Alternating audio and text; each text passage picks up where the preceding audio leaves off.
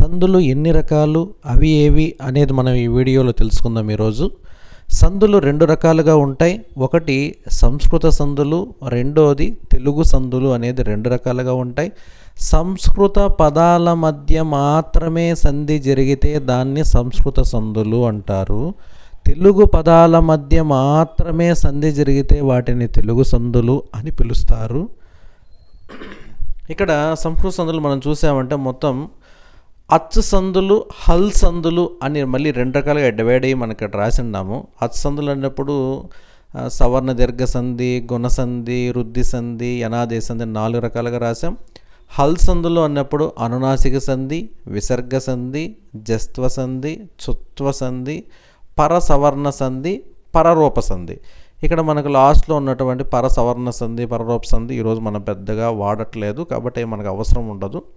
మొత్తానికి సంస్కృత సందులు మొత్తం అచ్చు సందులు, హల్ సందులు మొత్తం కలిపి 10 ఉన్నాయి. అందులో మనం 8 నేర్చుకుంటే మనకు సరిపోతుంది.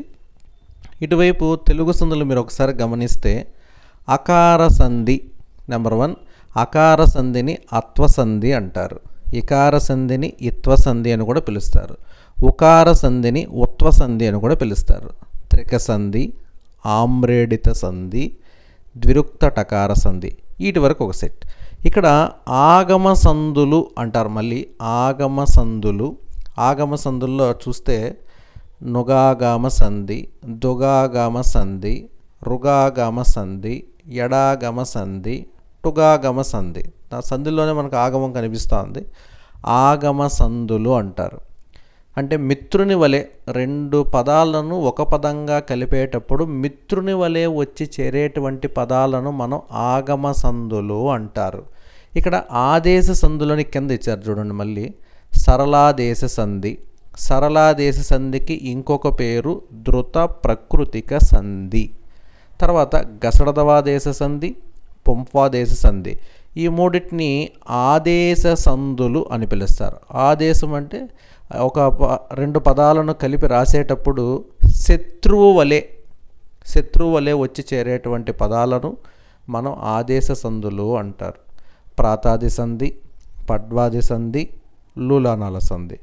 ఇలా తెలుగు సందులు 17 రకాలైనటువంటి సందుల గురించి మనం 1 by 1 చర్చించుకుంటూ వస్తాం, తెలుసుకుంటూ వస్తాం.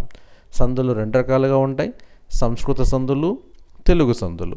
సంస్కృత సందుల్లో అచ్చు సందులు, హల్ సందులు అని 2 రకాలుగా ఉంటాయి. అవి మనం మాట్లాడాం. తెలుగు సందులు మొత్తం 17 రకాలుగా ఉంటాయి. 17 రకాలుగా ఉన్నటువంటి సందులన్నిటి గురించి కూడా ఒక్కొక్క దాని గురించి మనం వివరణ ఇచ్చుకుంటూ చెప్పుకుంటూ వెళ్దాం. Thank you.